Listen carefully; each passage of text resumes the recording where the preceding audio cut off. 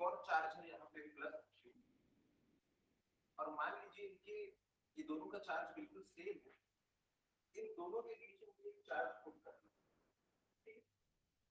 वो charge in दोनों से कुछ और हो सकता है, इन दोनों से कम हो उसकी वैल्यू, क्यू की वैल्यू मान लो 10 कूलम्स है, वैल्यू से कम हो 3 कूलम 4 कूलम 5 कूलम, तो इनके बीच में मुझे उसको कंप्यूट पुट करना है। तो बताइए मान लीजिए कोई चार्ज है प्लस पी, उसका चार्ज है प्लस पी, उसे मुझे पुट करना है इन दोनों की ये जो लाइन है दोनों को जोड़ती हुई, इसके बीचों बीच इनको पुट करना है। मैं इसको ऐसी जगह पे पुट करना चाहता हूँ जो इक्विलिब्रियम में रहे, उसके दोनों साइड से जो फोर्स लगे वो बिल्कुल सेम लगे। तो मैं इसे कहां पे पुट करना सही रहेगा? न्यूट्रल पॉइंट, मतलब इन दोनों के सेंटर पॉइंट, ये बोलना ज्यादा सही नहीं है। तो देखिए अगर इसको उठा के मैं इनके सेंटर पॉइंट पे रख दूं, इन दोनों का सेंटर पॉइंट हो जाएगा ये मान लो प्लस पी चार्ज है, तो देखो ये पॉजिटिव है, तो इसके कारण इसके ऊपर एक रिपेलिंग फोर्स आएगा, और वो फोर्स किसके बराबर होगा? के क्यू पी अपॉन में आर स्क्वायर। मान लो डिस्टेंस आर है, तो ये आर है, तो ये वाली डिस्टेंस भी कितनी हो जाएगी? आर, इतना फोर्स लगेगा, और इसके ऊपर इसके कारण से एक और रिपेलिंग फोर्स लगेगी, ये भी पॉजिटिव ये भी पॉजिटिव, तो यहाँ पे एक रिपेलिंग फोर्स आएगा, उसकी भी वैल्यू होगी के क्यू पी अपॉन में आर स्क्वायर मैग्नीट्यूड। आप लोगों को ये देखो मैं बता दे रहा हूँ, हम लोग ये डिस्कस कर रहे हैं कि दो चार्जेस थे, ये भी प्लस क्यू और ये भी प्लस क्यू, इन दोनों के बीच में हमें किसी चार्ज को ऐसे पुट करना है कि वो इक्विलिब्रियम में रहे। इक्विलिब्रियम में तब रह सकता है जब इसके ऊपर जितना भी फोर्स लग रहा है उसकी नेट वैल्यू क्या होनी चाहिए? 0 होनी चाहिए। आप अपनी पोजीशन पे बैठे रहोगे, यहाँ से 100 न्यूटन फोर्स लग रहा है, अगर यहाँ से भी 100 न्यूटन लगे तो आपके पास नेट फोर्स कितना हो जाएगा? 0। दोनों साइड से अगर इक्वल फोर्स लगेगा तो नेट फोर्स 0 पोजीशन पे होगा। मान लो ये वाला फोर्स पड़ जाए तो आपको नेट फोर्स आ जाएगा 100 न्यूटन इस डायरेक्शन, ये नेट फोर्स तो आपके ऊपर 0 नहीं जाएगा, तो आप इक्विलिब्रियम में नहीं ले पाओगे। तो यहाँ पे देखो इन दोनों चार्जेस की जो वैल्यू थी वो थी प्लस क्यू, तो इन लोगों ने सजेशन दिया कि सर इसको एकदम सेंटर में रख दीजिए कोई एक नया चार्ज जिसका चार्ज है प्लस पी। तो इस चार्ज के ऊपर देखो ये दोनों पॉजिटिव है, तो ये इसके ऊपर एक रिपेलिंग फोर्स लगाएंगे, इस रिपेलिंग फोर्स की वैल्यू होगी इतनी, इसके कारण इसमें एक रिपेलिंग फोर्स आएगा ये वाला, इसकी वैल्यू होगी इतनी। तो यहाँ पे ये जो चार्ज है खुशी खुशी यहाँ पे अपनी पोजीशन पर बना रहेगा। अब इसका उल्टा देखो, मान लो इन दोनों के बीच में उसको एक नेगेटिव चार्ज रखना है, वो नेगेटिव चार्ज मान लीजिए -3, अब वो चार्ज है -3, तो उसे कहां रखना चाहिए? वही यहाँ पे देख, इन दोनों को जोड़ती हुई लाइन है, यहाँ पे मैंने रख दिया इसको, इसकी वैल्यू है -3। अब लेकिन फर्क क्या आ जाएगा, ये जो है इसके ऊपर अट्रैक्टिव फोर्स लगाने वाला, मानते हो इस बात? अट्रैक्टिव फोर्स इसकी वैल्यू कितनी हो जाएगी? के क्यू पी अपॉन में आर स्क्वायर। कोई बच्चा बोलेगा कि सर यहाँ पे हमने -p क्यों नहीं लिया? -p इसलिए नहीं लिया, वो माइनस और प्लस क्या बताता है? सिर्फ डायरेक्शन बताता है। जब मैंने पहले ही ले लिया है कि इस डायरेक्शन में फोर्स लग रहा है तो मुझे सिर्फ मैग्नीट्यूड लिखने की जरूरत है। जैसे अगर आपको मैं बोलूं देखो हमें एक फोर्स का डायरेक्शन भी बताना पड़ता है, अगर बोलूंगा 5 न्यूटन डाउनवर्ड डायरेक्शन में फोर्स, तो आपको मैं जाओगे नीचे की डायरेक्शन में 5 न्यूटन फोर्स लगा, या अगर मैं बोलूं -5 न्यूटन लगाओ, मैंने आपको पहले ही बता दिया है कि पॉजिटिव मतलब ऊपर, नेगेटिव मतलब नीचे। अगर तुम लोग -5 न्यूटन तो आपको जब नीचे की डायरेक्शन में रखना है तो माइनस प्लस बोलो या सीधे बोल दो अपवर्ड या डाउनवर्ड। वैसे मैंने बोल दिया कि इसके कारण इसके ऊपर एक अट्रैक्टिव फोर्स है इस डायरेक्शन, डायरेक्शन मुझे पता है, डायरेक्शन की कोई चिंता नहीं, बस मैग्नीट्यूड इसका इतना होगा। अब देखो ये पॉजिटिव है और ये नेगेटिव है, तो ये भी अपनी तरफ एक फोर्स लगाएगा, और वो फोर्स भी किसके इक्वल होगा? K Q P upon R square. और आर क्या है? इन दोनों के बीच की डिस्टेंस, इन दोनों के बीच की डिस्टेंस। ठीक है, ये पॉइंट यहाँ पे इक्विलिब्रियम है या नहीं? बिल्कुल इक्विलिब्रियम। क्योंकि ये दोनों सेम टाइप के केसेस की कुछ डिफरेंस भी होगा।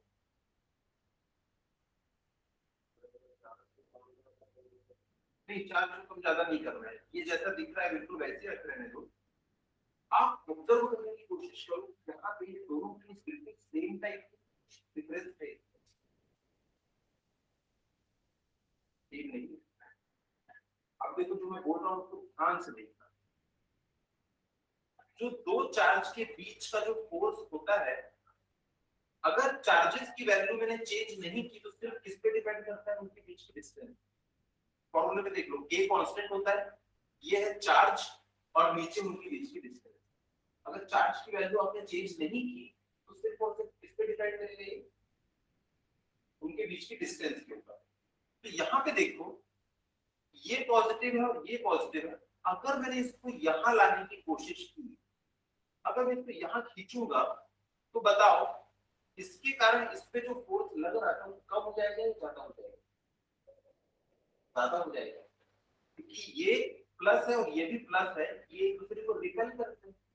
जैसे जैसे पास लाओगे तो रिपेलिंग फोर्स और बढ़ेगा। ये देखो, ये था रिपेलिंग फोर्स, इसके कारण इसके ऊपर इस डायरेक्शन में रिपेलिंग फोर्स लग रहा था। आर की वैल्यू जैसे जैसे छोटी करोगे ना, ये वैल्यू और बढ़ेगी। तो देखो, आप क्या कोशिश कर रहे थे कि मैं इसको पास में लाऊं, ये बीच में एक न्यूट्रल पॉइंट के ऊपर इक्विलिब्रियम में मजे से बैठा हुआ था। आप इसको चाह रहे थे कि इससे मिल जाए, लेकिन क्या करेगा, ये फोर्स इसके ऊपर ज्यादा लगाएगा और ये वाला जो फोर्स का वैल्यू था, ये वैल्यू कम होने लगेगी। कि जब आप इसको इधर खींचोगे तो देखो, इससे इसकी डिस्टेंस बढ़ गई। अगर ये वैल्यू बढ़ गई तो ये ओवरऑल फोर्स कम हो जाएगा। तो जैसे ही आप इसको फिर छोड़ोगे ना, तो ये अपने आप की पोजीशन पे जाके बैठ जाएगा। समझ पा रहे हो? इन दोनों के बीच में वो था, पहले ये फोर्स और ये फोर्स बिल्कुल इक्वल था, इसके कारण ये वाला फोर्स लग रहा है और इसके कारण ये वाला फोर्स लग रहा है इस डायरेक्शन में। जब आप इसको इधर पास लाओगे तो इनके बीच की डिस्टेंस कम हो जाएगी, तो ये वाला फोर्स बढ़ जाएगा और ये इसको उधर डायरेक्शन में ढकेलेगा।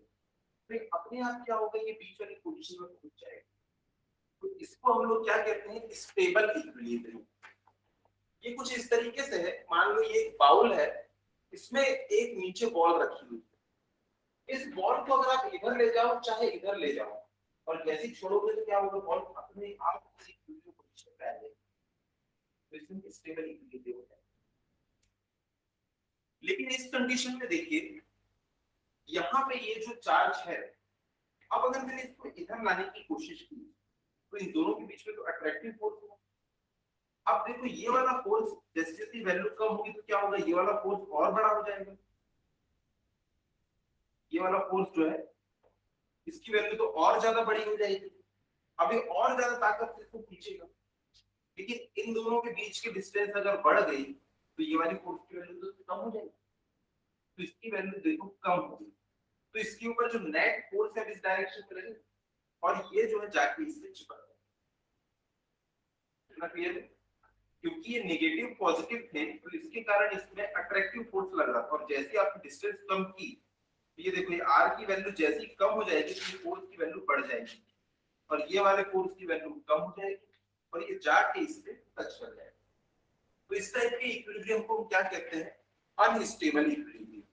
यहाँ पे देखो, इस बॉल को आप इस बाउल के ऊपर बैलेंस कर दो बड़े आराम से, लेकिन अगर आपने जरा सा भी इसको इधर मूव किया, यहाँ पे देखो, जैसे आप इसको जरा से इधर मूव करोगे इसकी वैल्यू कम हो जाएगी, ये बढ़ जाएगा और ये छोटा हो जाएगा। मतलब एक डायरेक्शन में अनबैलेंस फोर्स लगेगा और वो इसको अपनी तरफ खींच लेगा। जैसे आपने इसको जरा से इधर सरकाया तो ये नीचे गिर जाएगा। इसको हम क्या कहते हैं, अनस्टेबल इक्विलिब्रियम। जब हम लोग चार्जेस के ऊपर कुछ न्यूमेरिकल्स बनाएंगे तो उसके बाद हम लोग इस टॉपिक को कवर डिस्कस करेंगे। चलो, आप एक क्वेश्चन सॉल्व करने की कोशिश करो, अगर उसको बना लिए तो बहुत बढ़िया बात।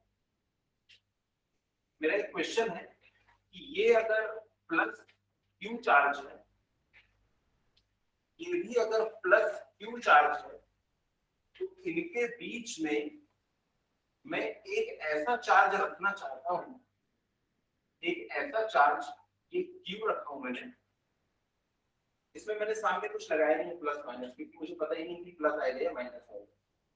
आप लोग मुझे ये बताएंगे कि वो चार्ज की वैल्यू क्या हो कि ये भी इक्विलिब्रियम में हो, ये भी इक्विलिब्रियम में हो और ये भी इक्विलिब्रियम। ये पहले के हमने जो केस डिस्कस किया ना, उसमें सिर्फ ये इक्विलिब्रियम में होता था, ये इक्विलिब्रियम में नहीं होता था। क्योंकि देखो इसके कारण इसमें इस डायरेक्शन में फोर्स आएगा और ये पॉजिटिव तो इसके कारण भी इसमें इसी डायरेक्शन में फोर्स आएगा। दोनों डायरेक्शन में सेम फोर्स आता तो वो इक्विलिब्रियम में होता।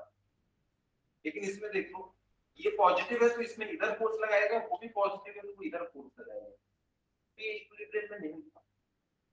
लेकिन अब मेरा क्वेश्चन ये है कि यहाँ पे इस Q की हम क्या वैल्यू ऐसे रखें कि ये तो इक्विलिब्रियम में रहे पर ये भी इक्विलिब्रियम में हो और ये भी इक्विलिब्रियम। कोशिश करके देखो, बताओ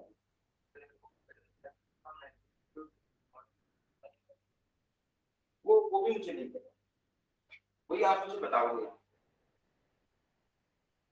कोशिश करके देखो, इसके ऊपर आप नेट फोर्स 0 लाने की कोशिश करो। इसके कारण जो फोर्स आएगा और उसके कारण जो फोर्स आएगा वो दोनों को प्लस करके 0 आना चाहिए। आप खुद देखो, किसी भी चार्ज पे अगर उसके आजू बाजू अपनी चार्ज है तो उसके लिए फोर्स आता है, ये हमको पता है। तो इसके ऊपर देखो, मान लो इसका नंबर है 1, इसका नंबर है 2 और इसका नंबर है 3। तो देखो चार्ज नंबर 1 के ऊपर एक फोर्स आएगा 2 के कारण और उसकी डायरेक्शन ये होगी, क्योंकि जो 2 है वो भी पॉजिटिव और ये भी पॉजिटिव है तो इसके ऊपर इस डायरेक्शन फोर्स करेगा, ये हमको पता है। अच्छा ये बताओ, इसको अगर आपको बैलेंस करना है तो इसमें इस डायरेक्शन में फोर्स आना चाहिए और वो फोर्स कौन प्रोवाइड कर सकता है? 3 प्रोवाइड कर और कोई। तो अगर इन दोनों को आप इक्वेट कर दो तो आपको मिल जाएगा कि इस Q की क्या वैल्यू है, इस Q के टर्म्स में मिल जाएगा। तो देखो मैंने मान लिया कि ये वाली डिस्टेंस है r, तो ये वाली डिस्टेंस कितनी हो जाएगी 2r, तो सेंटर में है ना। अब देखो 1 के ऊपर 2 के कारण कितना फोर्स आता है बोलो, force on 1 due to 2 is equals to k, इसका मैग्नीट्यूड है q, उसका भी मैग्नीट्यूड है q और इनके बीच की डिस्टेंस है 2r, तो उसका स्क्वायर। अब देखो ये वाला जो पॉइंट है 3, इसके कारण 1 पे जो फोर्स आ रहा है उसको हम बोलेंगे F13, force on 1 due to 3। इसकी वैल्यू कितनी हो जाएगी कि बता सकते हो, k q divided by r पे कितनी होगा, multiplication of charge divided by उनके बीच की डिस्टेंस का स्क्वायर। अगर इसको और इसको मैं ऐड कर दूं तो 0 आना चाहिए। जैसे कि देखो ये एक बॉडी है, इसके ऊपर इस डायरेक्शन में 10 न्यूटन का फोर्स लग रहा है, मैं चाहता हूं कि इक्विलिब्रियम में रहे, तो आप क्या करोगे, इस डायरेक्शन में भी 10 न्यूटन लगा दोगे। मैं निकालूंगा कि इसके ऊपर F नेट कितना आ रहा था, कि इस डायरेक्शन में तो इसको नेगेटिव ले लिया, उस डायरेक्शन में तो उसको पॉजिटिव ले लिया, इक्वल टू आ गया। तो जब नेट फोर्स की वैल्यू 0 होती है ना, तभी कोई बॉडी इक्विलिब्रियम में रहती है। तो वैसे देखो यहाँ पे इन दोनों को जोड़ने पे मुझको क्या मिलना चाहिए, 0 मिलना चाहिए। नेट फोर्स 0 मतलब पूरी बॉडी इक्विलिब्रियम। तो चलो इनको ऐड कर देते हैं। देखो ऐसे क्वेश्चन थोड़ी सी दिक्कत पैदा करते हैं, लेकिन आपको सोचने पे मजबूर करते हैं, थिंकिंग एबिलिटी को बढ़ाते हैं। इसलिए ऐसे क्वेश्चन से डरना नहीं। अगर यहाँ समझ में नहीं आया तो आप मुझे दोबारा पूछ सकते हैं, तो जाके भी इसके ऊपर पूछ सकते हैं, और ऐसे क्वेश्चन आपकी कॉन्सेप्चुअल क्लैरिटी को बढ़ाते हैं। तो यहाँ पे देखो this plus this equal to 0 होना चाहिए। तो इन दोनों को हम ऐड कर देते हैं, k q, इसको k q का स्क्वायर लिख देता हूँ, k q का स्क्वायर अपॉन में 4r का square minus k q divided by r का स्क्वायर इक्वल टू 0। कितना हो जाएगा, अब इसको हम उस साइड भेज देंगे, k से k कट गया, r स्क्वायर से r स्क्वायर कट गया, इस Q से ये Q कट गया तो यहाँ से हमको Q इक्वल क्या मिल जाएगा, Q/4। वैसे टाइप के क्वेश्चन जो है ना आपको ऑब्जेक्टिव में पूछते हैं, इनको फॉलो करने की आदत रहना चाहिए। चलो ऑलमोस्ट तब आ गए, तो आज का हम लोग टॉपिक शुरू करते हैं। पिछली बार हम लोग कहाँ तक पहुंच गए थे?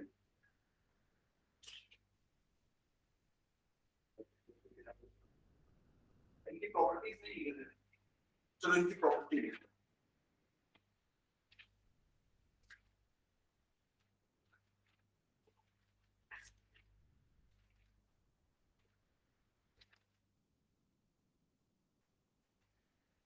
अच्छा डेफिनेशन लिखे थे क्या? The electric field lines are the path which may be straight और curve.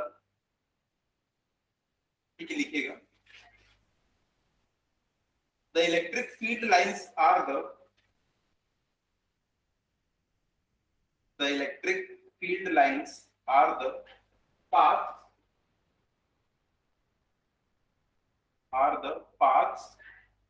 which may be straight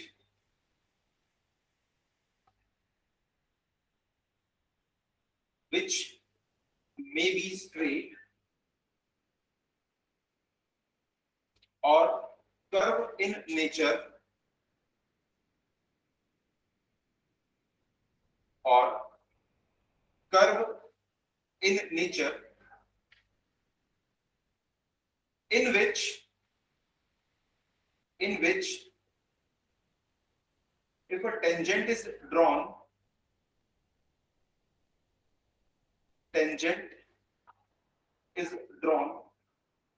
at any point comma gives the direction of the electric field gives the direction of the electric field at that point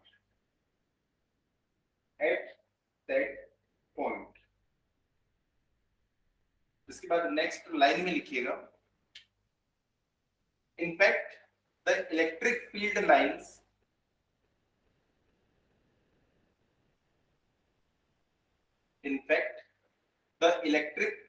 lines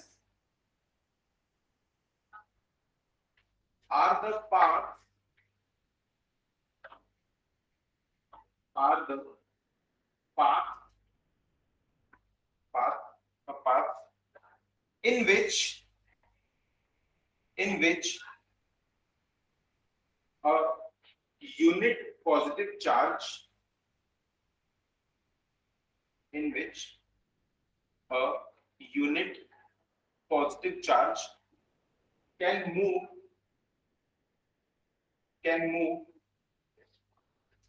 to the direction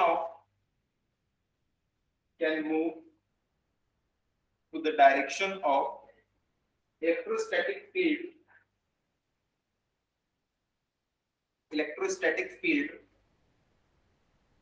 if it is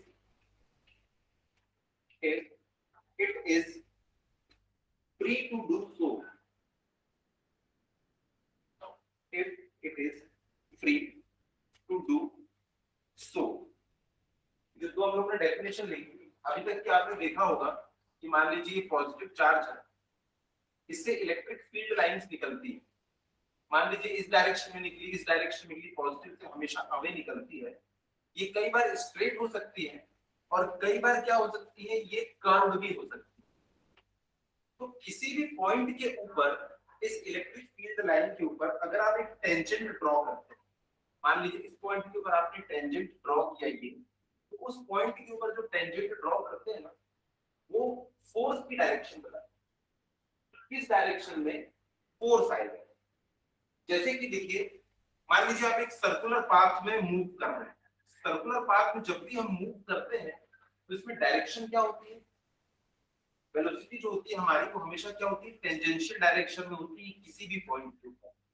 जैसे आप एक पत्थर को एक पैर नीचे उसमें एक धागा बांध के पत्थर रखिए, इसको गोल गोल घुमाइए, तो देखिए जब टॉप व्यू से देखोगे तो पत्थर जो है ये रस्सी से बंधा हुआ ऐसे ही घूमता हुआ। मान लो कभी भी रस्सी ब्रेक हो गई तो पत्थर किस डायरेक्शन में जाएगा, क्या उस डायरेक्शन में जाएगा? जो पत्थर होगा ना वो टेंजेंशियली बाहर निकल जाएगा इस पाथ में रोटेट करता। तो किसी भी सर्कुलर पाथ पे उस पाथ पे जो भी आप टेंजेंट ड्रॉ करते हो वेलोसिटी दिखाता है टेंजेंट। वैसे ही यहाँ पे इलेक्ट्रिक फील्ड लाइन के ऊपर किसी भी पॉइंट पे अगर आप टेंजेंट ड्रॉ करते हैं तो बताता है इलेक्ट्रोस्टैटिक फोर्स की डायरेक्शन क्या होगी इस पॉइंट, इस पॉइंट पे इलेक्ट्रोस्टैटिक फोर्स की डायरेक्शन क्या होगी। और जो दूसरी डेफिनेशन लिखा है उसमें ये था कि वो उस डायरेक्शन में मूव कर सकता है कोई भी वहां पे जो चार्ज रखा हुआ है, अगर वो ऐसा करने के लिए फ्री है। कई बार चार्जेस फ्री नहीं होते ऐसे करने के लिए। जैसे कि आप भी देखिए, मान लीजिए ये मैग्नेट रखा हुआ है, ये इलेक्ट्रिक फील्ड बनी हुई है, लेकिन यहाँ पे कुछ रखा हुआ है, मान लीजिए आयरन का पीस, कई बार फ्रिक्शन वगैरह की वजह से वो फ्री नहीं होता है कि वो इससे जाके कांटेक्ट में आ जाए। तो वैसे ही इलेक्ट्रिक फील्ड में भी होता है कि अगर कोई आपने वहां पे चार्ज रखा हुआ है तो चार्ज तो इलेक्ट्रिक फील्ड सफिशिएंट नहीं है कि उसको अपनी तरफ अट्रैक्ट करे। तो अगर वो फ्री हुआ चार्ज तो वो अट्रैक्ट होकर उसमें उस डायरेक्शन में फोर्स लगेगा। मान लीजिए यहाँ पे कोई और पॉजिटिव चार्ज होता ना तो उसमें इस डायरेक्शन में फोर्स लिखिएगा। इसमें अगला इसी में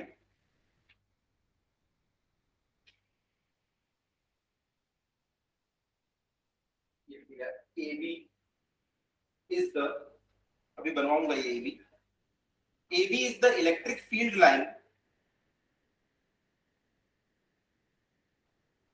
AB is the electric field line, comma, comma, EP, E subscript P indicates the direction of electric field, the direction of electric field at P, capital P, and EQ indicates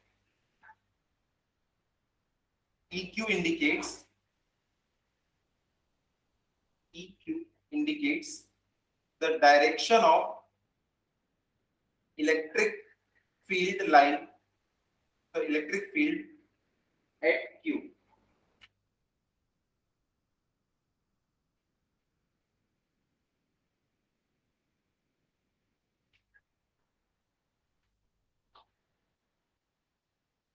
मान लो ये कोई electric field line है A B, इसमें कोई point है ये P, ये कोई पॉइंट है क्यू, इसमें इलेक्ट्रिक फील्ड की जो डायरेक्शन होगी वो इसके टेंजेंट पे, ये है ई, और इस पॉइंट क्यू पे हम जो टेंजेंट डायरेक्ट ड्रॉ करेंगे ये इसकी इलेक्ट्रिक फील्ड की डायरेक्शन होगी।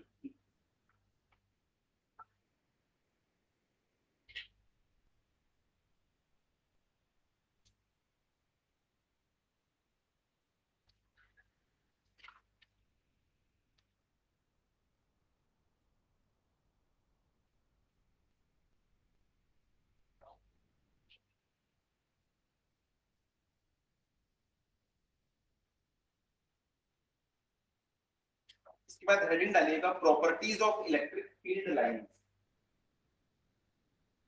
Properties of electric field lines.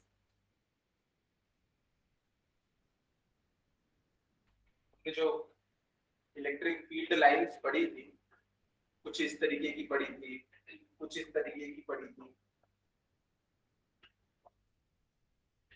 In electric field line की क्या प्रॉपर्टी होती है वो हमको डिस्कस करना है। लिखिएगा number 1, they do not intersect each other, they do not intersect each other, full stop करके इसी में लिखना। if they intersect, if they intersect then two direction of electric field, then two directions of electric field are obtained at the same point, which is impossible, at the same point which is impossible.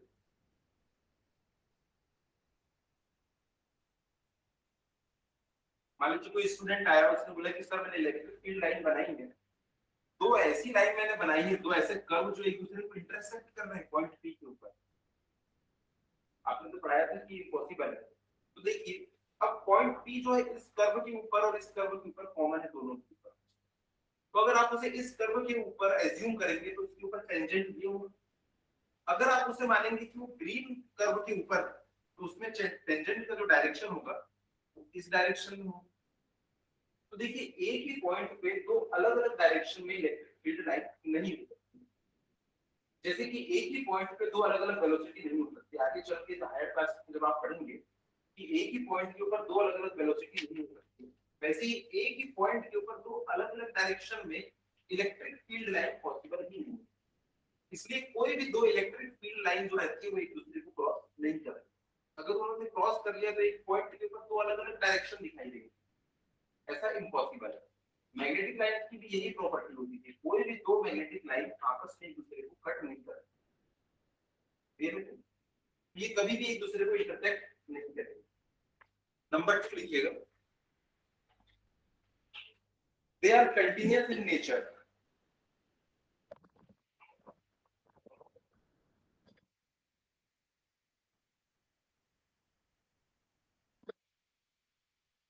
They are continuous in nature.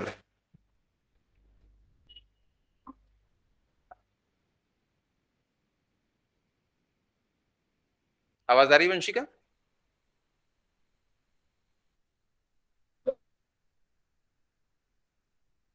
They are continuous in nature. हाँ, इसके बाद लिखिएगा next, they do not form closed loop. They do not form closed loop. जैसा मैंने magnet में बताया था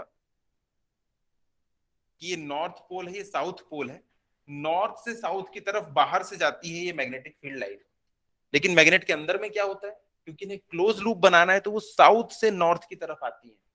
magnet के बाहर देखेंगे तो नॉर्थ से साउथ, लेकिन अंदर देखेंगे तो साउथ से नॉर्थ की तरफ आती है। तो ये क्लोज लूप बनाती है मैग्नेटिक लाइंस जो होती है। लेकिन इलेक्ट्रिक फील्ड लाइन कभी भी क्लोज लूप नहीं बनाती है। पॉजिटिव से शुरू होती है और नेगेटिव पे जाके वो टर्मिनेट हो जाती है, वो टर्मिनल पॉइंट होता है। ऐसा नहीं है कि वो नेगेटिव के अंदर से घूम के वापस इस डायरेक्शन में आएंगी। तो हमने जो एजम्पशन लिया था कि वो हमेशा पॉजिटिव से नेगेटिव जाती हैं, वैसे में तो वो गलत हो जाएगा। ठीक है, क्योंकि ये दोनों पोल्स क्या होते हैं, अलग अलग होते हैं, ये एक ही में होते हैं, इसलिए ऐसा पॉसिबल है।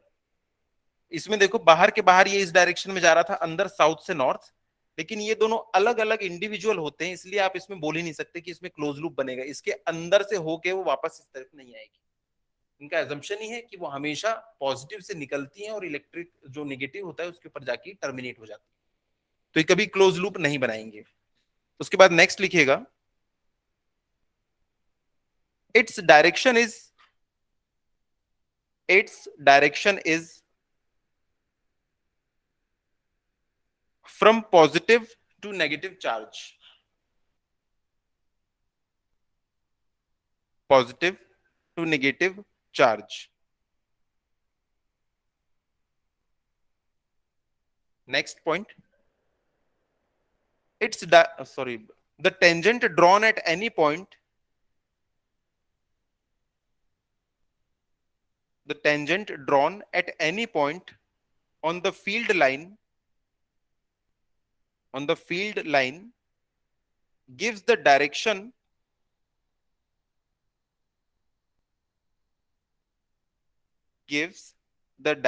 of electric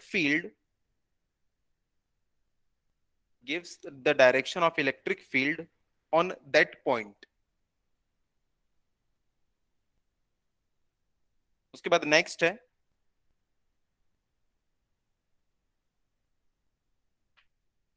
ऐसा लिखेंगे, E is inversely proportional to R square.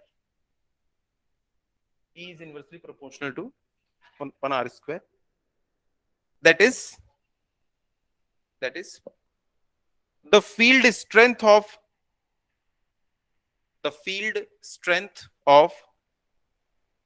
Electric field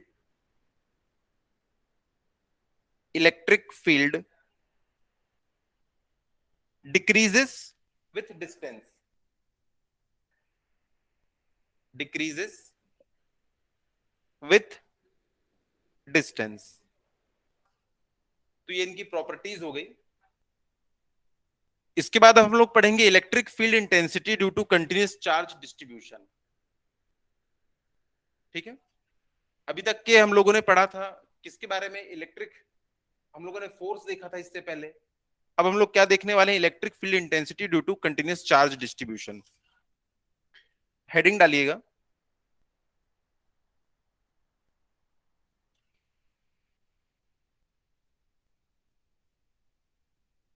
इसके पहले आप लोगों ने क्या देखा था,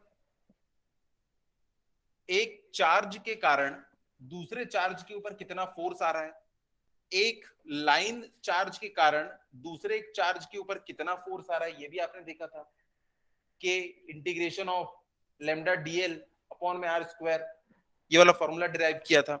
आपने देखा था कि एक सरफेस के कारण, सरफेस पे जो चार्ज है उसके कारण इसके ऊपर कितना फोर्स आ रहा है। उसके बाद आपने वॉल्यूम के कारण भी देखा था। लेकिन अब हमें क्या देखना है कि इलेक्ट्रिक फील्ड की कितनी इंटेंसिटी होगी वहां पे। इलेक्ट्रिक फील्ड की इंटेंसिटी हम लोग देखेंगे कि जब एक पॉइंट चार्ज होगा उसके कारण कितनी होगी, उसके बाद एक कंटिन्यूअस चार्ज होगा लाइन में उसके कारण कितनी होगी इलेक्ट्रिक फील्ड की इंटेंसिटी। इलेक्ट्रिक फील्ड तो आप लोग समझ गए ना, इसको मैग्नेटिक फील्ड से ही आप लोग रिलेट करके समझ सकते हैं। जैसे किसी मैग्नेट के पास में बहुत स्ट्रॉन्ग, जितना वो मैग्नेट के पास में होगा उसमें पोटेंशियल उतना ज्यादा होगा किसी बॉडी को अट्रैक्ट करने के लिए या उसको रिपेल करने के लिए। वैसे ही एक चार्ज होता है, उसके पास में अगर कोई दूसरी बॉडी है या दूसरा चार्ज है तो उसे अट्रैक्ट करने, रिपेल करने का पोटेंशियल बहुत ज्यादा होता है। लेकिन अगर डिस्टेंस बढ़ गई तो वही पोटेंशियल क्या हो जाता है, कम हो जाता है। तो इसी को हम इलेक्ट्रिक फील्ड लाइन से रिप्रेजेंट करते हैं। मैग्नेट या चार्ज के पास में इलेक्ट्रिक फील्ड या मैग्नेटिक फील्ड लाइंस बहुत पास पास होती है, यानी कि उनकी इंटेंसिटी बहुत ज्यादा है। जैसे कि देखो, ये एक, मान लो एक पॉइंट चार्ज है, इससे इस डायरेक्शन में निकल रही है, इस डायरेक्शन में, इस डायरेक्शन में, इस डायरेक्शन में, इस डायरेक्शन में, ये सब इलेक्ट्रिक फील्ड लाइंस निकल रही है। अब इनके पास में मैंने रख दिया एक बॉडी को, मान लो ये एक बॉडी रख दिया, तो देखिए उसमें से 3 इलेक्ट्रिक फील्ड लाइन गुजर रही है। अगर ये पॉजिटिव चार्ज होगा, ये भी देखो पॉजिटिव है क्योंकि इससे बाहर निकल रही थी, तो देखो इसमें से 3 गुजर रही है, तो क्या करेगा, इसको बहुत आराम से पुश कर देगा। वही मान लो अगर ये इस पोजीशन की बजाय यहां कहीं पे होता, तो देखो इसके अंदर से एक ही लाइन गुजर रही होती। अब एक ही लाइन गुजर रही है तो क्या मतलब है इसका, इसके ऊपर यहाँ पे फोर्स कम आएगा। वैसे भी हमको पता है कि डिस्टेंस बढ़ती है तो फोर्स कम हो जाता है, लेकिन उसको आप यहां से देख सकते हो कि इससे जो इलेक्ट्रिक फील्ड लाइन निकल रही है, यहाँ पे देखो उसकी इंटेंसिटी बहुत ज्यादा थी, जैसे जैसे आप दूर जा रहे हो देखो उसकी इंटेंसिटी कम हो गई, अब सिर्फ एक ही गुजर रही है। तो हमको यही देखना है कि एक पॉइंट चार्ज के कारण ये दूसरा जो चार्ज है उसके ऊपर कितनी इंटेंसिटी होगी, उसके बाद जब एक लाइन के ऊपर चार्ज होंगे उसके कारण इसके ऊपर कितनी इंटेंसिटी होगी। अब वही इंटेंसिटी हमको देखना है। ठीक है, लिखिएगा heading, electric field intensity due to continuous charge distribution, due to continuous charge distribution.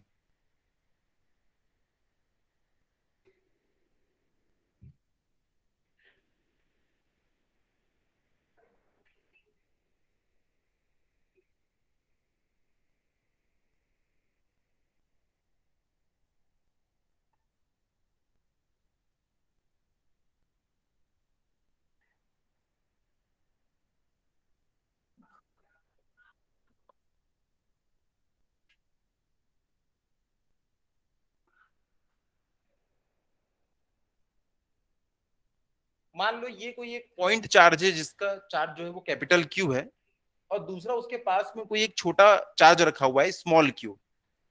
इसके कारण इसके ऊपर कितनी आएगी, हम लोगों ने पिछली क्लास में हम लोगों ने इसको डिराइव किया है। इस चार्ज के ऊपर, इस चार्ज के कारण इलेक्ट्रिक फील्ड इंटेंसिटी कितनी होगी, फॉर्मूला देखो पेज पलट के।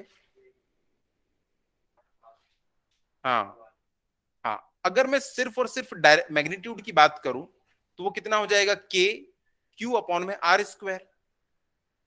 वो मैंने पिछली क्लास में बताया था कि चार्ज कौन सा है वो उसके ऊपर डिपेंड नहीं करता कि मैग्नेटिक फील्ड की इंटेंसिटी कितनी होगी, वो सिर्फ और सिर्फ जिसके कारण वो फील्ड जनरेट हो रही है उसके कारण ही डिपेंड करता है। तो इलेक्ट्रिक फील्ड की हम लोगों ने लिखा था E is equals to K Q R square R cap. अब यहाँ पे आप लोग देखो ये जो आर स्क्वायर है इन दोनों के बीच के डिस्टेंस का ही तो स्क्वायर है, मैग्नीट्यूड हम लेके चलते हैं। यहाँ पे ये जो डायरेक्शन होगी, अगर ये प्लस चार्ज है पॉजिटिव चार्ज है तो उसकी डायरेक्शन ये होगी, और अगर ये निगेटिव चार्ज है तो इलेक्ट्रिक फील्ड लाइन इस डायरेक्शन में होती है। तो हमें पता है, तो यहाँ पे मैं डायरेक्शन का ज्यादा टेंशन ले नहीं रहा हूँ। यहाँ पे के क्यू अपॉन में आर स्क्वायर मल्टीप्लाइड बाई ये उसकी डायरेक्शन। अगर बोला जाए कि ये पॉजिटिव चार्ज है तो डायरेक्शन क्या लिख देंगे हम यहाँ पे, आई ओ। इस डायरेक्शन में वो होंगी इलेक्ट्रिक फील्ड लाइन, प्लस से हमेशा बाहर निकलती है। अगर मैंने बोल दिया कि ये नेगेटिव चार्ज है तो इलेक्ट्रिक फील्ड लाइन हमेशा उसकी तरफ आती है, तो यहाँ पे क्या हो जाएगा, ओ आई हो जाएगा। तो ये हम लोग अभी ये टेंशन नहीं लेते इसकी डायरेक्शन का, अभी हम लोग सिर्फ और सिर्फ इसके मैग्नीट्यूड की बात करते हैं कि इतना ये हुआ करता था। तो इसको पहले नोट कर लो कि पॉइंट चार्ज के कारण इतना हुआ करता था, वो डायग्राम बना के इसको नोट कर लो। इसके बाद हम लोग लाइन, सरफेस और वॉल्यूम पे चलेंगे।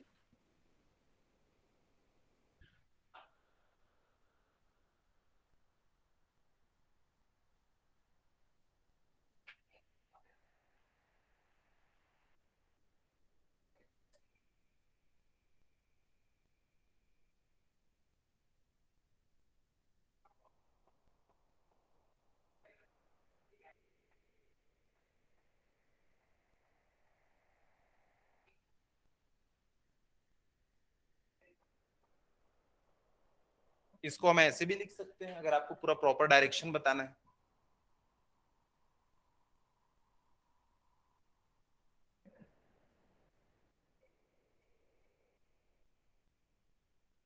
अच्छा, इसको और हम क्या लिख सकते हैं, मैं सारे लिखवा देता हूं आज। E is equals to K Q upon में आर आई ओ क्यूब। अगर आपने इसको लिखा यहाँ पे वेक्टर फॉर्म में, ऐसा इसलिए है क्योंकि हमें पता है कि वेक्टर को हम कैसे रिप्रेजेंट कर सकते हैं, इसका मैग्नीट्यूड मल्टीप्लाइड बाई इसका यूनिट वेक्टर। तो यहाँ पे देखो देखो किसी भी वेक्टर को आप ऐसे लिख सकते हो, मैग्नीट्यूड मल्टीप्लाइड बाई उसका यूनिट वेक्टर। जैसे कि मैंने पहली क्लास में आपको एग्जांपल दिया था कि इस दीवार को ही हम लोग एज्यूम करते हैं कि थ्री डायमेंशनल है। यहाँ पे ये डायरेक्शन एक्स है, ये डायरेक्शन वाई है, ये डायरेक्शन जेड है। नंबर ऑफ टाइल्स मैंने बताई थी कि अगर आप इसमें सेम साइज की टाइल्स लगी हुई है, अगर आपको बोला जा रहा है 5i plus 3j plus 6k, तो इसका क्या मतलब है, वो पॉइंट कहां पे है। आप क्या करोगे, ये एक्स डायरेक्शन में 5 टाइल्स आगे चलोगे, फिर वाई डायरेक्शन में 3 टाइल्स ऊपर चलोगे, ऊपर इसलिए क्योंकि पॉजिटिव है। तो देखो आप 5 ऐसे आए, 3 ऐसे आए, अब 6 टाइल्स आपको इस डायरेक्शन में आना पड़ेगा, ये X direction, Y direction, Z direction. तो देखो वहां 5 टाइल्स चला, 3 टाइल्स चला और 6 टाइल्स चला, तो मैं इस पॉइंट के ऊपर पहुंचा। अब ये वाले पॉइंट को पकड़ के रखो और वो जो ओरिजिन था उससे इसको जोड़ दो।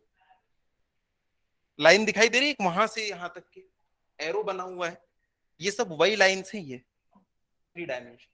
तो ये देखो ये आर लिखा हुआ है। तो देखो वहां से यहां तक के जो एक पर्टिकुलर डिस्टेंस होगी उस डिस्टेंस का मैग्नीट्यूड होगा। हो सकता है उस ओरिजिन से ये 5 मीटर की डिस्टेंस पे हो, तो ये तो आपने डिस्टेंस बता दी, लेकिन वहां से इसकी एक सर्टेन डायरेक्शन भी है, क्योंकि ओरिजिन से 5 मीटर दूर ये पॉइंट भी है, ओरिजिन से 5 मीटर दूर ये वाला पॉइंट भी है। तो किसी भी वेक्टर के लिए हमको मैग्नीट्यूड बताना पड़ता है कि 5 मीटर की डिस्टेंस पे और उस डायरेक्शन में, तो ये डायरेक्शन बताता है। तो यहां पे हमने क्या किया, इस डायरेक्शन को हमने रिप्लेस कर दिया है, दिस डिवाइडेड बाय दिस, देखो वही आएगा यहां से। तो ये इस तरीके से हम इसको लिख सकते हैं। और हम क्या लिख सकते हैं, और क्या बताया था मैंने, यहां से देखो इन तीनों को मैं कैसे लिख सकता हूं।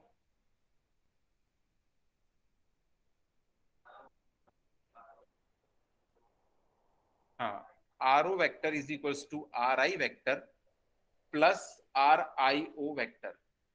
क्योंकि यहां पे देखो ये वाले पॉइंट पे पहुंचने के लिए एक ये रास्ता है, दिस इक्वल टू इस पॉइंट पे पहुंचने के लिए एक ये वाला पाथ भी है, क्योंकि ये एरो ऐसा है, ये एरो ऐसा है। तो यहां से देखो मैं लिख सकता हूं R I O vector is equals to R O minus R I, ये चीज मैं लिख सकता हूं। तो जब वहां लिख सकता हूं तो यहां पे मैं रिप्लेस भी कर सकता हूं।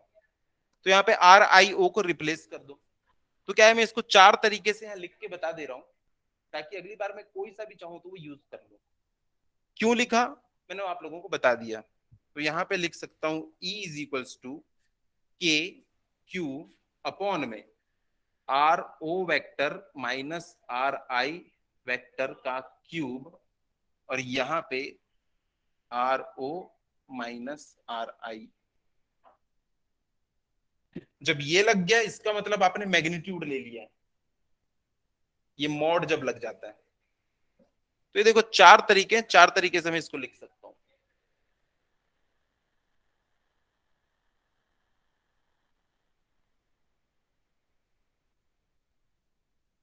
अब कोई बच्चा पूछेगा सर आपने आई ओ ही क्यों लिया, आपने ओ आई क्यों नहीं लिया। तो मैंने यहाँ पे एज्यूम किया हुआ है कि ये पॉजिटिव चार्ज है, जब चार्ज पॉजिटिव होता है ना तो हमेशा इलेक्ट्रिक फील्ड उससे अवे होती है। मैंने पॉजिटिव ले लिया है। अगर आप लोग को अच्छा नहीं लग रहा है तो आप इसको नेगेटिव चार्ज ले लेना। तब आप क्या करोगे, डायरेक्शन ये वाली बनाओगे और आर आई ओ की जगह पे आर ओ आई हो जाएगा। सारी बुक में एक स्टैंडर्ड ले लिया है कि उसने हमेशा इसको पॉजिटिव ले लेता है, तो डायरेक्शन आपको आई ओ ही दिखाई देगी। तो इतना क्लियर है कि चार तरीके से मैं इसको लिख सकता हूं।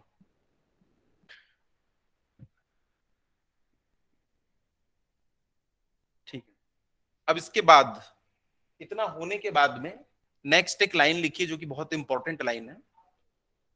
If if electric field due to if electric field due to differential charge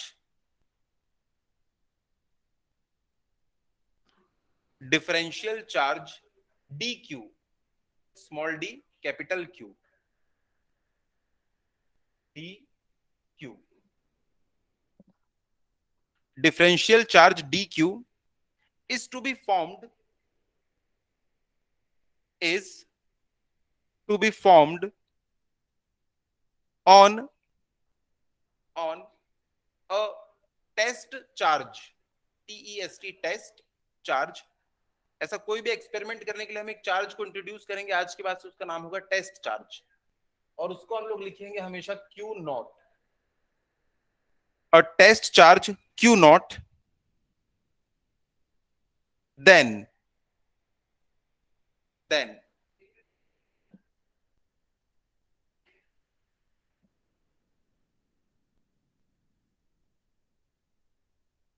यहां पे देखो, जब चार्ज कैपिटल क्यू था तब इतनी इलेक्ट्रिक फील्ड इंटेंसिटी थी।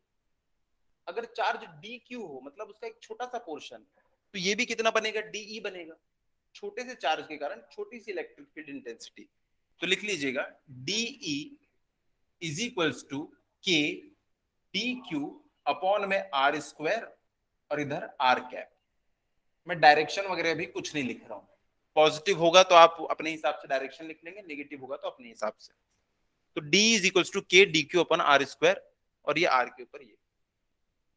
अब याद करो वो जमाना जब हम लोगों ने पढ़ा था लाइन चार्ज के बारे में। लाइन चार्ज के लिए हम लोगों ने क्या पढ़ा था, D Q is equals to lambda D L. Surface के लिए क्या पढ़ा था, D Q is equals to this multiplied by D A, surface charge density. और वॉल्यूम के लिए क्या पढ़ा था, D Q is equals to rho DV. तो बस अब ये तीनों को एक एक बार रख देना है। लिखेंगे लाइन चार्ज के लिए कितना होता है, तो डी क्यू की जगह पे हमको ये पुट कर देना है, दैट्स इट, और इंटीग्रेट करके बता देना है। सरफेस के लिए हम लोग डी क्यू की जगह पे ये पुट कर देंगे, और वॉल्यूम के लिए हम लोग ये पुट कर देंगे डी क्यू की जगह पे। ठीक है, तो ये वाले को बस हम अच्छे से लिखेंगे, बाकी दोनों में क्या करेंगे, सेम ऊपर जैसे ही करना है और वैल्यूज को पुट करना है। तो लिखिएगा नंबर वन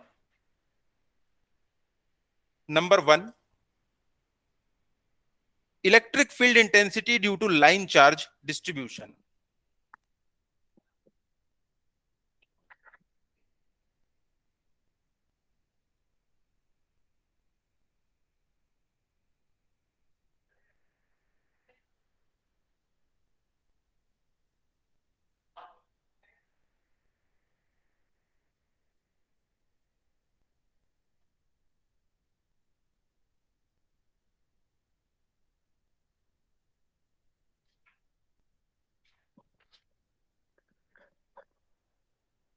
उसके लिए ये लिख लीजिएगा, D Q is equals to lambda D L, where lambda is line charge density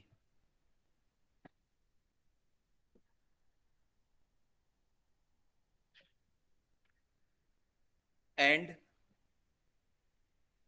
another charge is Q naught.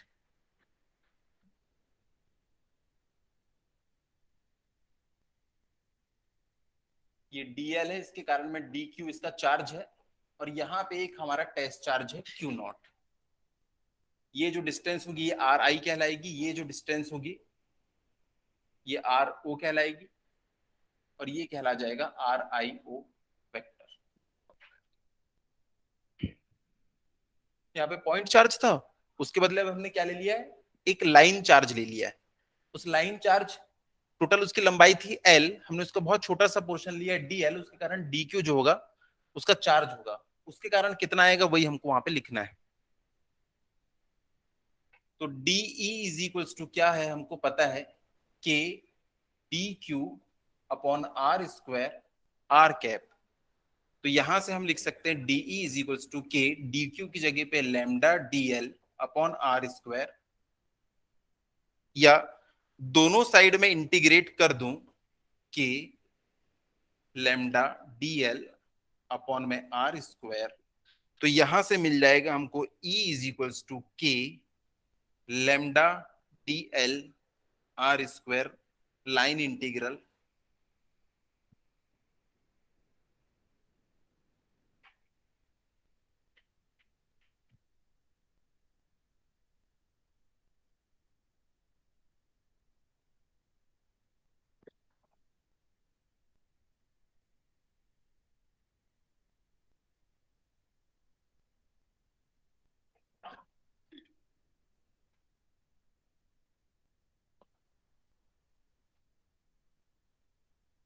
ऐसी नंबर 2 अब सरफेस के लिए खुद से कर लीजिए।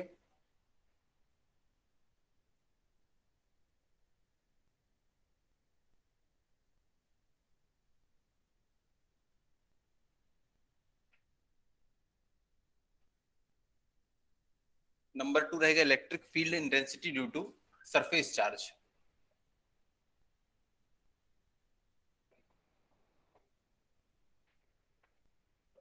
ड्यू टू सरफेस चार्ज वो कितना हो जाएगा, D Q is equals to, sorry ये तो चार्ज की वैल्यू है,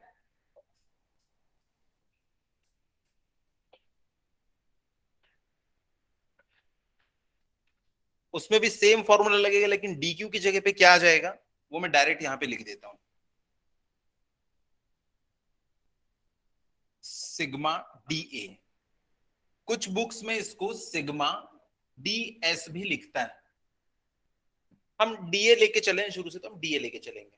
किसी किसी बुक में आपको डीएस लिखाई देता है, और कुछ बुक में सिग्मा की जगह पे इसको रो एस लिखता है, रो एस, यानी कि डेंसिटी फॉर सरफेस। तो नोटिफिक कुछ भी उससे वो नोट कर सकता है इसको, यहां पे भी चेंज हो जाएगा, सिग्मा डीए, यहां पे भी चेंज हो जाएगा सिग्मा डीए।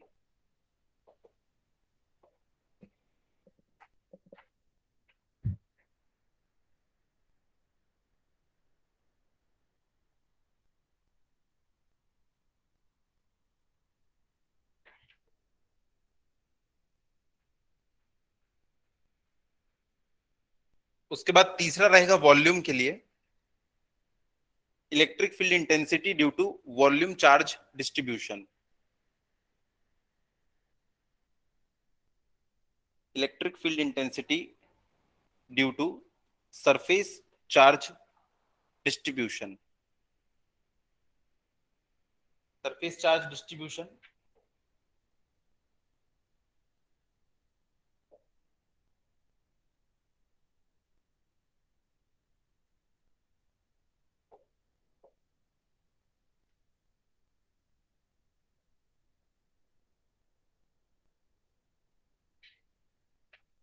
उसमें रो डीवी आ जाएगा सबकी जगह।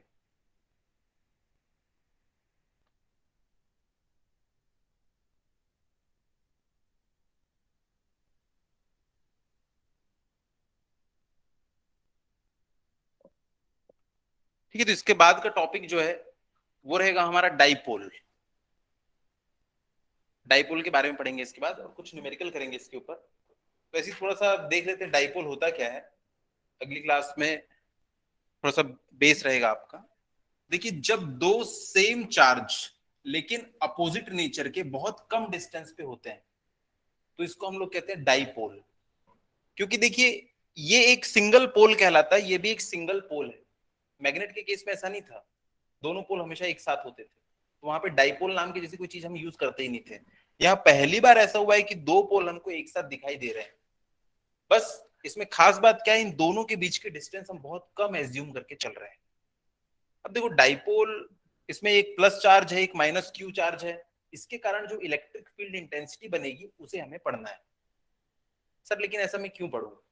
तो आप लोग अगर केमिस्ट्री पढ़े होंगे तो उसमें आपने देखा होगा कि HCl, H2O, ये सब अलग अलग चीजें हैं। इनके बीच में कैसा बॉन्ड बनता है क्लोरीन और हाइड्रोजन के बीच में? सब कोवैलेंट बॉन्ड्स बनते हैं। तो इस केस में क्या होता है, क्लोरीन थोड़ा सा ज्यादा नेगेटिव होता है, हाइड्रोजन थोड़ा पॉजिटिव होता है। तो इसके कारण क्या होता है, ये हाइड्रोजन है, ये क्लोरीन है, थोड़ा सा जो निगेटिव चार्ज होता है ना, वो इस डायरेक्शन में शिफ्टेड होता है। आप खुद देखो, एक सी सॉ के ऊपर अगर आप बैठे हो और उस तरफ जो बैठा है आपका दोस्त अगर काफी बल्की है तो सेंटर ऑफ मास जो है उस तरफ शिफ्ट हो जाता है। तो वैसे ही बहुत ज्यादा नेगेटिवली चार्ज है तो सेंटर ऑफ नेगेटिव चार्ज कहाँ होता है, थोड़ा सा इसके पास होता है। और सेंटर ऑफ पॉजिटिव चार्ज जो होता है वो थोड़ा सा हाइड्रोजन के पास होता है। तो यहाँ पे देखो, एक नेगेटिव है और एक पॉजिटिव है, जिनके बीच की डिस्टेंस बहुत कम होती है। एटम्स ही बहुत छोटे होते हैं। तो इसके कारण क्या होता है, यहाँ पे डाइपोल बनता है। याद आ रहा है, आप लोगों ने पढ़ा होगा ये प्लस डेल्टा, ये minus delta, dipole, dipole moment. हाँ, तो वही सब चीज जो आपने वहां पे पढ़ी थी ना, तो उसका एप्लीकेशन जो है वो कहाँ से आया था, वो यहाँ फिजिक्स से आया था। बस थोड़ा सा डिफरेंस होगा। अगर आपको याद आ रहा होगा उस जमाने की बातें जब आपने ये पढ़ा था, आप उस समय क्या पढ़ते थे, इलेक्ट्रिक डाइपोल का जो डायरेक्शन होता है वो प्लस से माइनस की तरफ होता है। वो केमिस्ट्री की बात है। लेकिन जब हम लोग फिजिक्स पढ़ेंगे तो देखेंगे कि इसका डायरेक्शन हमेशा इस तरफ से इस तरफ होता है। अभी डायरेक्शन की क्या बात हो गई, ये सारी चीजें हम लोग अगली क्लास में डिस्कस करेंगे। आप चाहो तो इसको इस डायरेक्शन में भी एज्यूम कर सकते हो, लेकिन हम लोग इसकी डायरेक्शन यही मान के चलेंगे फिजिक्स के केस में। जब आप केमिस्ट्री पढ़ते हैं तो हमेशा क्या पढ़ते हैं, पॉजिटिव से नेगेटिव इसकी डायरेक्शन है डाइपोल की। तो इस डाइपोल के कारण क्या मूवमेंट आएगा, क्या इलेक्ट्रिक फील्ड बनेगी, क्या उसकी इंटेंसिटी होगी, वो सब कुछ हम लोग अगली क्लास में डिस्कस करने वाले हैं। ठीक है, तो मिलते हैं अगली क्लास में। अगली, आज कौन सा डे था, वेडनेसडे था। हाँ, तो नेक्स्ट फ्राइडे को हम लोग मिलते हैं। और इस संडे भी आप लोगों की क्लास रहेगी। ठीक है, टाइमिंग आपको बता दिया जाएगा बाद में। चलिए, तो फिर मिलते हैं हम लोग अगली क्लास में। Thank you. चलिए, थैंक यू वंशिका।